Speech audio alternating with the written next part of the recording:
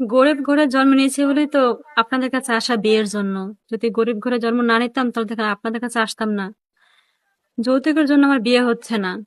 যদি এরকম কেউ থাকেন যৌতুক ছাড়া আমাকে বিয়ে করবেন তাহলে অবশ্যই ভাইদের সাথে যোগাযোগ। আমার নাম সুমি, আমার বাড়ি হচ্ছে নওগাঁ, বয়স 22 বছর। মা আছে, বাবা নেই, 2 ভাই বোন। আপু আসসালামু আলাইকুম। ওয়ালাইকুম সালাম। কেমন আছেন? জি আলহামদুলিল্লাহ ভালো। আপু আমাদের এখানে কেন এসেছেন? বিয়ের জন্য। কেমন মনের মানুষ চান?